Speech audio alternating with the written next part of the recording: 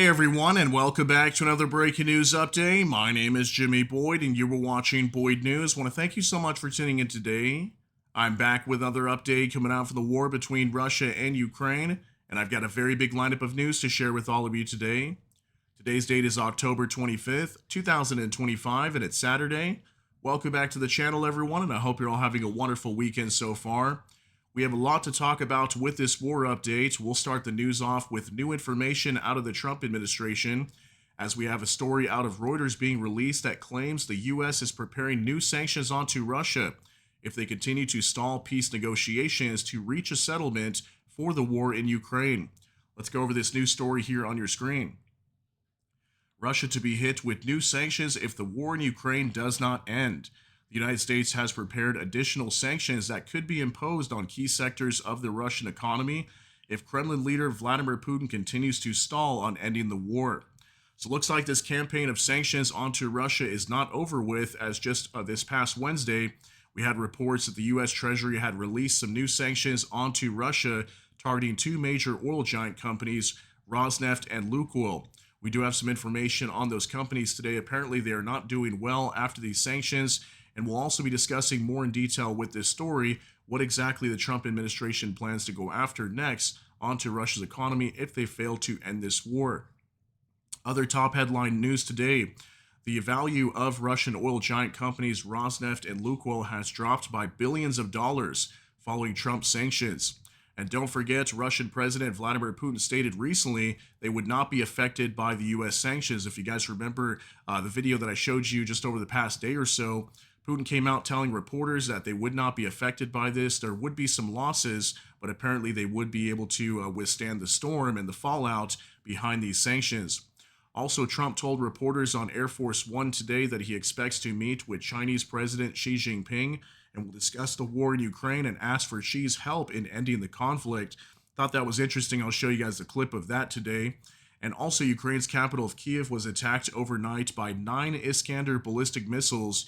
Damage was reported on critical energy infrastructure. I think we had reports of at least one person unfortunately losing their lives as well in this ballistic missile attack onto the capital overnight. And I think upwards of 10 or more people that were injured as well. I've got some information regarding these strikes inside of Ukraine. I think there was somewhere around 70 or so drones that also flew into Ukraine overnight. So lots to cover. Let's just go ahead and jump into the news, guys. We're going to hop on over here to X with Bliskovka. Says the U.S. is preparing new sanctions against Russia, but is waiting for Europe to take action, according to Reuters. Washington is calling on Europe to first increase its own pressure with new sanctions or tariffs. The U.S. supports the idea of using frozen Russian assets in the EU to purchase American weapons for Ukraine, and is also considering a similar mechanism for assets in the U.S. Among the restrictions being prepared are sanctions against the Russian banking sector and oil supply infrastructure.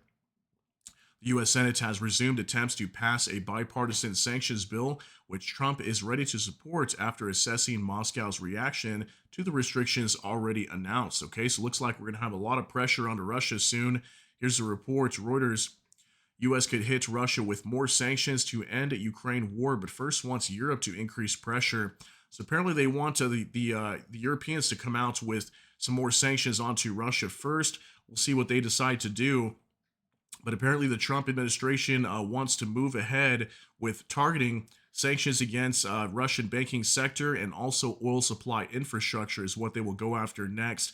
And it also talks about the supporting the idea of using frozen Russian assets in the EU. Apparently, the U.S. now supports that. I think it was just not too long ago we heard reports that the U.S. was not supportive of that. So it looks like, according to Reuters, they may be open to the EU tapping into frozen Russian assets for Ukraine to buy weapons from the U.S. So I thought that was interesting. That's potentially upwards of 300 billion euros of frozen Russian assets sitting in banks across Europe that could be used to buy weapons for Ukraine. And we also know the EU is currently working on a plan to dive into about 140 billion worth euros of that frozen Russian assets to hand directly over to Ukraine. So very interesting news. We'll see what the Trump administration decides to do moving forward. And we do also know the U.S. Senate is moving forward with some bills right now to put more pressure on Russia as well. So very big news today. Now, from next to the value of Rosneft and Lukoil has plunged by billions of dollars following Trump's sanctions. Russia's richest billionaire and main Lukoil owner, Vagit Alekperov, lost over $1 billion dollars in just 2 days, the Moscow Times reports. According to the Moscow Exchange, Rosneft shares fell by 3%, costing the company $1.56 billion dollars. Lukoil shares dropped even more by 7.2%, resulting in nearly $4 billion dollars in losses. That's a lot of money, guys. Due to U.S. blocking sanctions, Rosneft and Lukoil may face disruptions in oil deliveries to India and difficulties with trading operations in Dubai. It's worth noting that along with the parent companies, 36 of their subsidiaries were also sanctioned, meaning there are virtually no loopholes left. This is only the beginning.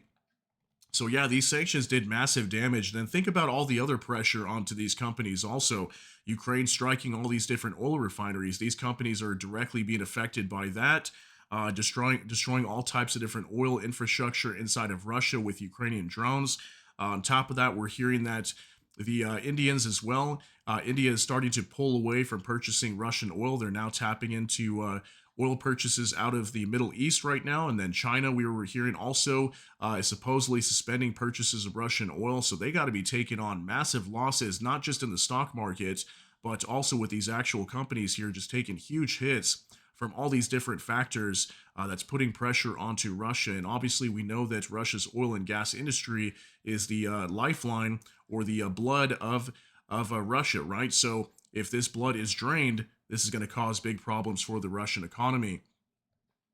Now, for military news UA, we have imposed very tough sanctions on Russia. They are painful and strong, says Trump. I have a good relationship with President Xi. We will meet soon. I think it will be a good meeting, maybe even a great one. He added that one of the topics of conversation will be the situation between Russia and Ukraine. He says, quote, they're killing 7,000 people a week. It is mostly military. We will discuss it. And I know that Xi would also like to see this war ended. Yeah, here's a clip of Trump speaking to the press on Air Force One. It's only audio. There is no video here, but take a look and listen to what he has to say. To help us out with Russia, we put very big sanctions on Russia. I think those sanctions are going to be, they're very biting, they're very strong. But I'd like to see China help us out. I have a good relationship with, as you know, President Xi. Very good. We're going to be meeting. We'll have a good meeting. I'm pretty sure we're going to have a great meeting, maybe a great meeting. But I think we're going to do some good business. One of the things we'll talk about is the Russia-Ukraine. They're killing 7,000 people a week, soldiers, mostly soldiers, and we'll certainly be talking about that. He'd like to see that end too. And do you to help us out with? All right, so this is going to get very interesting with China getting into the picture here very soon.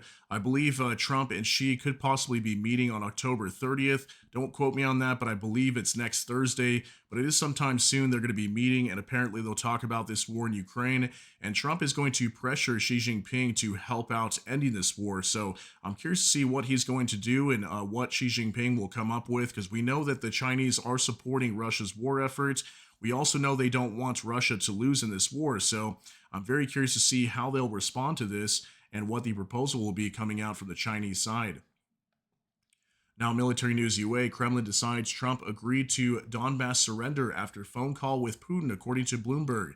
After a phone call between Trump and Putin last week, Russian officials were confident that the U.S. president had agreed to Moscow's demand that Kyiv withdraw troops from the unoccupied part of Donbass.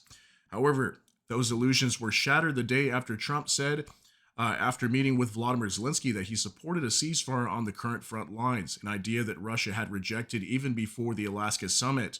Later on Monday, Lavrov emphasized this disagreement during a call with Secretary of State Marco Rubio, which put an end to the Trump-Putin summit in Budapest. So what I'm understanding from this, very interesting information out of Bloomberg, is that apparently Putin had called Trump last Thursday, which we know about. And while he spoke to him, he believes that Trump was willing to tell Ukraine to give up the Donbass over to Russia, which we know that's one of Russia's major demands right now, right? Then the following day on Friday, Trump had met with Volodymyr Zelensky, and apparently that had changed the story, or maybe something was not properly relayed over to the Russians, and that's when Trump came out saying he supported a ceasefire in this war, which we know the Russians do not want a ceasefire, right? So that's when, coming this Monday, we had that phone call between Sergei Lavrov, the foreign minister, and the U.S. Secretary of State Marco Rubio, where apparently during that phone call it did not go good, and the Russians were saying they were not willing to agree to a ceasefire. Then that's immediately when Trump came out saying, you know what, we're not going to have this summit with Putin then, as obviously the Russians are not ready to end this war. So apparently that's more details behind some of the phone calls and the meeting between Zelensky that happened last week, or the phone call with Putin, that is. So, very interesting story. Let me know what you think on that one. Now, for next, a Russian negotiator, Dmitriev, said that Russia and Ukraine are close to a diplomatic solution to the conflict. I believe that Russia, the US, and Ukraine are indeed quite close to a diplomatic resolution. President Zelensky has taken a big step by already acknowledging that we're talking about the front line. So, in my view, we're fairly close to a diplomatic solution that could be reached, said Kirill Dmitriev on CNN. He also expressed confidence that talks between Putin and Trump will take place and demanded respect from the U.S., saying it's much better to have dialogue than not to have it. Let's recall that Dmitriev rushed to Washington right after the U.S. imposed sanctions on Russia's two largest oil companies, Rosneft and Lukoil. So we talked about this yesterday. I did a whole video on Kirill Dmitriev for you guys. This is the special envoy from Vladimir Putin. He immediately sent him over here to the United States to meet with U.S. officials, most likely to discuss these sanctions. But yesterday, Kirill Dmitriev came out saying to reporters that apparently this was a long-planned trip, that apparently they planned this probably months ago or whatever, but who knows whether that's true or not, considering the timing of him showing up over here. He was on numerous different news outlets here. You can see on CNN. He was also on Fox News and another interview as well. This was something that he was stating here, that he believes that Russia and Ukraine are on the verge of a diplomatic solution. Do you think that's the case, or do you think that's just him coming out and stating this because of the pressure that's being put onto Russia right now? Is this just, Russia trying to make it appear as if they're willing to negotiate when actually they're not? We've seen this from the Russians before, but let me know what you think on that. Now, for next up, what a shameless and disgusting lie. Putin's negotiator claims that Russia did not bomb a kindergarten in Kharkiv. Russia does not target kindergartens, but there are many accidents. And by the way, every victim is a huge tragedy. That's why we want to end this conflict as soon as possible. Putin's envoy, Kirill Dmitriev, cynically lied live on CNN. He has flown to Washington and is very active in the media. On Fox News, for example, he named Russia's main conditions for ending the war, resolving the territorial issue in the Russian-speaking regions, and ensuring Ukraine's neutrality. We'll talk a little bit about that in just a moment. This was another thing he stated here on CNN, that Russia does not target kindergartens, as just over the last week I reported to you guys, I think it was earlier this week actually, that the Russians had targeted a kindergarten in Kharkiv up in northeastern Ukraine, and a Russian drone had slammed right into that kindergarten. And it was packed with close to 50 young children, ages between 1 and 5, okay? And I believe there were some injuries over there, and people being hurt in those strikes. So absolutely horrific attack, and we have seen this many times in the past. This is not the first time that the Russians have targeted, critical infrastructure inside of Ukraine, and many times civilian infrastructure, right? So let me know if you believe him or not. That was something he stated today. Now, Max 25. Russia's special representative Dmitriev outlined the Kremlin's key conditions for ending the war in Ukraine. He stated that a solution is possible subject to agreements on security guarantees for Ukraine, which Russia is willing to discuss. So security guarantees, what the Russians have been saying is they actually want to give Ukraine security guarantees. Can you imagine that? Somebody attacking you and then they want to give you security guarantees after. I think that's what Russia's talking about here. And then also territorial issues in regions with Russian-speaking populations, and also neutral status for Ukraine to ensure Russia's security. That's obviously in regards to NATO. We know that Russia will not allow Ukraine to get into NATO, and that is on hold for now. I'm not sure if Ukraine will ever get into the future, but we know there's a lot of concern about Ukraine joining NATO right now and Russia escalating the war if not. So just some other statements here from Kirill Dmitriev. Also, here's another one, Max 25, Putin's envoy Kirill Dmitriev. People say Russia has to completely withdraw. This cannot happen.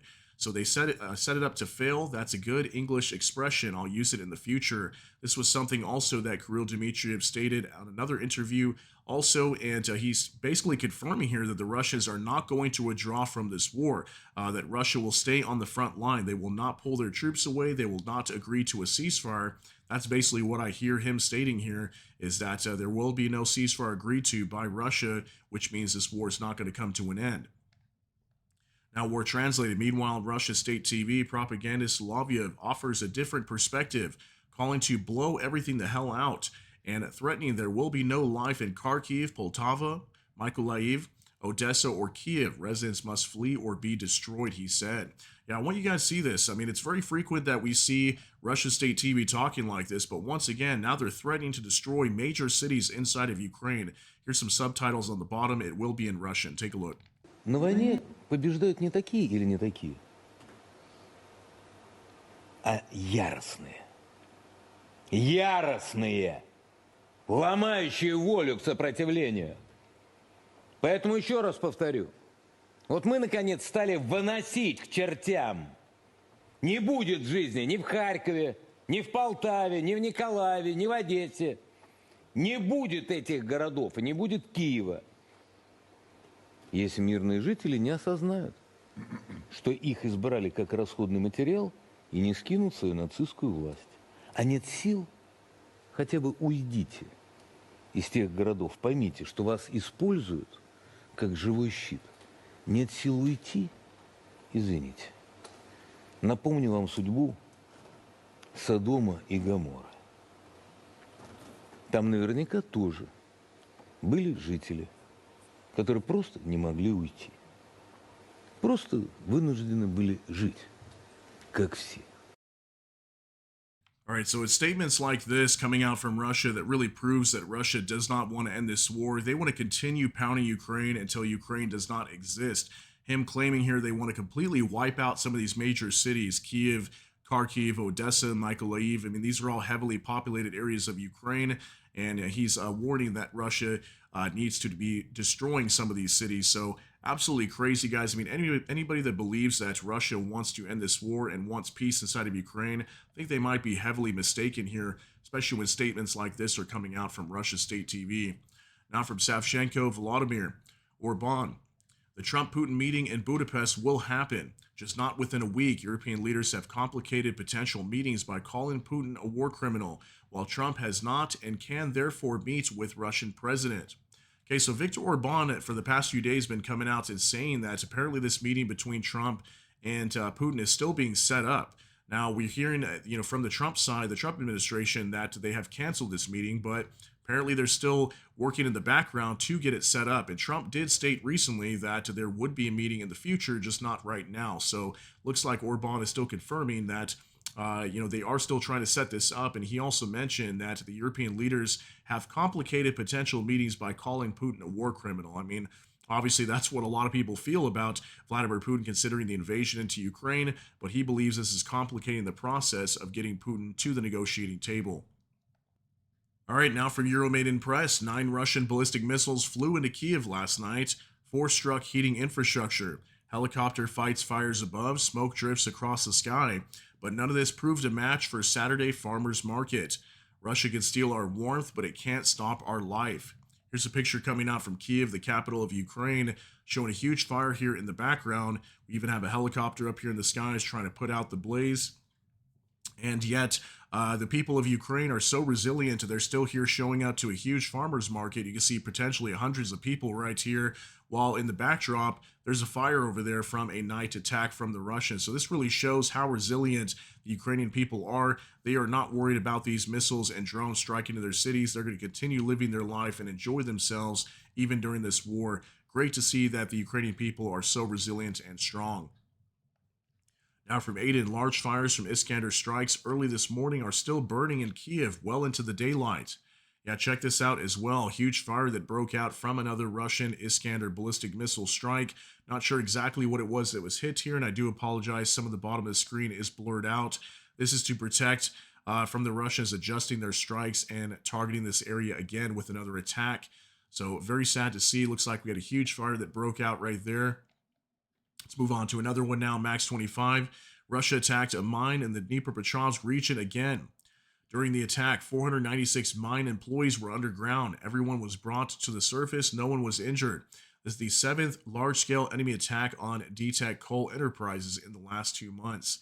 Yeah, we've been reporting a lot of these, especially in like the Donetsk region and also the Dnipropetrovsk regions. Apparently, the Russians struck another coal mine again while miners were underground. So very dangerous. I mean, anywhere inside of Ukraine obviously is dangerous due to this war, right? But especially working in some of these coal mines. Imagine if they were to collapse when Russia attacks one of these. Very dangerous. Almost 500 mine employees were underground during this attack. Thankfully, they were able to get out safe. Nobody was injured in this attack. Now, Bliskovka and Kramatorsk, Russia's again hit a wind turbine with a strike drone. According to the city council, according to preliminary information, there were no casualties. So good to hear nobody was harmed in this attack here, but looks like we had one of these propellers on one of these wind turbines that were destroyed from a Russian drone attacking this area in Kramatorsk. So that's going to be in the Donetsk region, southeastern Ukraine. And it states here that this is not the first time this has happened. This is actually the first time I've heard of this, but it doesn't surprise me because we know the Russians, they're trying to destroy everything in terms of energy inside of Ukraine, energy substations, thermal power plants, you name it, everything's being attacked inside of Ukraine, gas facilities as well. On top of that, even this wind turbine. Now from Tendar, what Russia's did in the last 48 hours, bombing a kindergarten in Kharkiv, carpet bombing of Kherson with unguided MLRS fire, hunted farmers on their fields with FPV drones, killed an 84-year-old female with an FPV drone, fired ballistic missiles at Kiev, and many more, none of military value, only random terror. As I always used to say and always say, you cannot negotiate with that. I have to agree with that. I mean, how can you really negotiate? Here's another picture coming out from this farmer's market before a lot of this fire was put out. Looks like it was pretty bad. And yeah, the Russians launching all these missiles directly onto the capital. I mean, what were the Russians going after other than energy infrastructure? Lots of reports of, random civilian targets being hit here. And this is something we see frequently from the Russians. Obviously, they are targeting Ukrainian civilians. This is confirmed and has been for many years now. Very sad to have to report these were the different attacks onto civilians here recently. Now, war translated. Russian sources claim HIMARS strikes allegedly hit the Belgorod Reservoir Dam yesterday evening, causing damage to technical facilities, spillway mechanisms, and the dam crest with Rozgvardia, if I'm saying that right, casualties. Okay, so apparently Ukraine may have targeted a dam over here in the Belgorod region. This is going to be just over the border from Ukraine's Kharkiv region up in northeastern Ukraine. Here's apparently where maybe one of these rockets had struck a bridge over here, and lots of damage to some power facilities also here on this dam. So I'm not sure why Ukraine would have targeted this, but allegedly reports of HIMARS rockets that were striking this dam over here. And apparently there was some reports going out as well that people were being evacuated, as we could possibly see some flooding if there was major damage to this dam and it collapses. So I'll wait for more details on that. But apparently the Russians are claiming Ukraine attacked this. Now, Oza Defender, U.S. Air Force RQ-4B Global Hawk high-altitude surveillance drone going by the call sign Forte 10 is currently doing laps over the Black Sea, likely checking out targets in Russian-occupied eastern Ukraine, Crimea, and Russia for future strikes by the Ukrainian armed forces. Yeah, I thought this was interesting. Apparently, there was a U.S. Air Force drone that was patrolling over here in the Black Sea just south of Crimea. So it's probably monitoring some of these areas down here, maybe southwestern Russia, the Krasnodar Krai, and also Crimea. And maybe they're going to give some intelligence over to Ukraine for some attacks. So I wouldn't be surprised over the next 24 hours, maybe tomorrow, when I most likely won't be here for you guys. Many of you know I'm not here on Sundays. We might be hearing about some major attacks onto Crimea and southwestern Russia down here in Krasnodar, as we have this RQ-4B Global Hawk doing some patrolling missions over here in the Black Sea, probably ready to give some intelligence over to Ukraine for some attacks down here in the south. Now, special Kherson Cat. Reuters reports Russia's fourth largest oil refinery, the Ryazan plant, has suspended operations at its AVT-4 unit following a Ukrainian attack on Thursday. The unit has a capacity of 4 million tons of oil per year. Some adjacent units were also halted, including a reformer, vacuum gas oil hydrotreater, and catalytic cracker. Okay, so we reported this over the last week. Also, the Ryazan oil refinery coming under attack once again. Looks like this was on the 22nd when this took place. And we heard that at the time there was a major oil processing unit that had been struck. So the AVT-4 unit apparently suspending operations. I believe that's the unit that was struck here that we see in this picture. Huge fire broke out over there in a major oil processing unit going down for repairs. So huge damage here once again to the Ryazan oil refinery. I believe this is one of the largest oil refineries inside of Russia and has been shut down numerous times in the past from Ukrainian drone strikes. Now, Vicegrad 24, a Chinese vessel, has been accused of receiving Russian liquefied natural gas from a U.S. sanctioned tanker. Satellite images show the Chinese owned tanker CCH Gas, operated by Pacific Gas, docked side by side with the Russian vessel Pearl, which is under U.S. sanctions. The suspected ship to ship fuel transfer took place off the coast of Malaysia. This marks the first recorded instance of a Chinese ship being involved in the transport of Russian liquefied natural gas targeted by U.S. sanctions. Bloomberg reported this. So, you can see right here in this satellite image, two ships right next to each other, side by side. So apparently, we had a Russian oil tanker or shadow fleet vessel, that was transferring liquefied natural gas over to a Chinese tanker. So this is the first confirmed evidence of a Chinese ship helping out the transport of Russian liquefied natural gas. We know that right now Russia's under these heavy sanctions from the U.S. and also from the EU, so they should not be doing this. So it looks like we have the first confirmed evidence that the Chinese are directly helping out Russia here with their transfer of gas around the world to circumvent sanctions. So we'll wait for more details on this. Bloomberg was reporting this just today. Very big news. All right, now for military news UA. France ready to deploy troops in Ukraine in 2026 if necessary, says French Army Chief of Staff Pierre Schill. We will be ready to deploy forces within the framework of security guarantees if necessary for Ukraine. So there was a video right here. This was him right here speaking. And apparently France is ready to send troops into Ukraine. Now, this is all in regards to the coalition of the willing. We talked about that yesterday, that we know that there's several nations inside of Europe that are willing to deploy peacekeeping troops into Ukraine. And apparently, if necessary in 2026, according to this French Army Chief of Staff, Pierre Schill, France is ready to send troops into Ukraine. So we have been hearing that numerous times that France will be willing to do that. This was him confirming that as of yesterday. Now, Vicegrad 24 breaking. Bloomberg reports that Maloney has decided to send Ukraine a 12th military aid package, mainly consisting of artillery, shells, and SAMP-T missiles for air defense systems. Great news to hear. Italy stepping up big, handing over a 12th military aid package over to Ukraine. So artillery shells and SAMP-T missiles for air defense systems. I think it was it Germany or UK? Just over the last 24 hours announced some of those as well. Actually, I think it was France, France announced some SAMP-T missiles as well for Ukraine for air defense. So we know that air defense is a very big thing for Ukraine right now. They need help controlling the skies with all these drone and missile attacks, especially onto energy infrastructure. So Italy stepping up big and helping them out today. Very big news. Now, in old reports, Zelensky hinted at undisclosed decisions made during the Coalition of the Willing summit, saying details remain confidential to make things harder for Putin. He emphasized that sanctions are hitting Russia hard, fuel shortages, bankrupt regions, and a bleeding budget, all of which he said personally affect Putin. Okay, so I wanted to show you this. I actually missed this information today. Apparently, Zelensky was recording himself here at this Coalition of the Willing summit in the UK in London. And it says here that he hinted at undisclosed decisions made during the Coalition of the Willing summit. So apparently he's not willing to give out any information regarding this, but apparently the Coalition of the Willing did come up with some undisclosed decisions that have not been handed out for the public to see. So we'll wait for more details on that, but I'm curious to see what those decisions may have been. Looks like the Coalition of the Willing has some plans up their sleeve to put more pressure onto Russia. Now, for more translated, Sweden will transfer 150 Gripen fighter jets to Ukraine, with the first expected to arrive in 2026, Zelensky stated. Okay, so Zelensky was in Sweden just the other day. I think it was 2 days ago, if I'm not mistaken.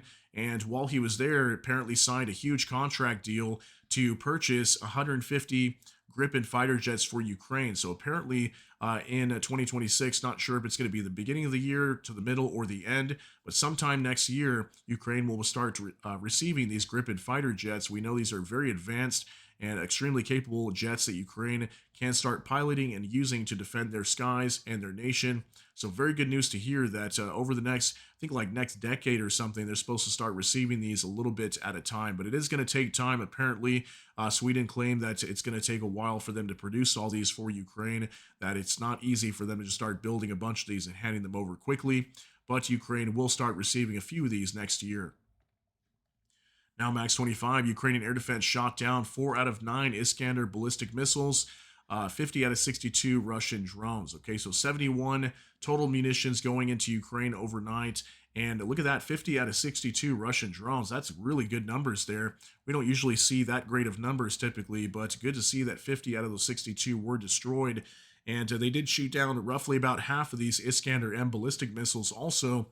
We know that lately Ukraine's been having a hard time destroying these ballistic missiles, but looks like they were able to intercept a few of them yesterday, but obviously some striking directly into Kiev overnight. Now, Kiev Independent, these are the indicative estimates of Russia's combat losses as of October 25th, according to the Armed Forces of Ukraine.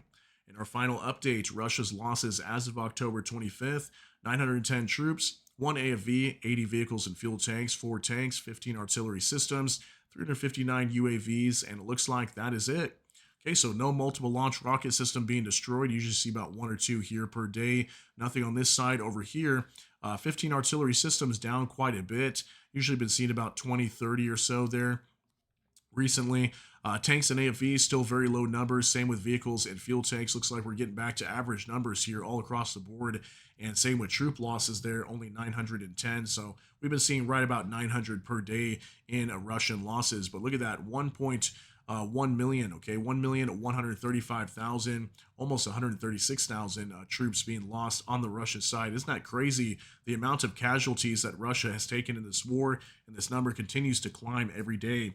So, guys, I hope you all have a great day out there. Enjoy your Saturday and the rest of your weekend. Just a kind reminder, again, I most likely will not be here tomorrow. Tomorrow is my allocated day off each week. I'm usually not here on Sundays, but I will be back on Monday, which would be the 27th of October. Okay, guys? So have a great rest of your weekend. Enjoy yourselves out there. Be safe. Let me know what you think about all these details down below in the comment section. That's going to be it for today's update. If you got something out of this, please smash that like button. Also, if you enjoy my content, please consider subscribing down below. Hit the notification bell. That way YouTube can notify you. And with that, hope you all have a great day. Everybody take care and God bless. And we'll see you in the next one.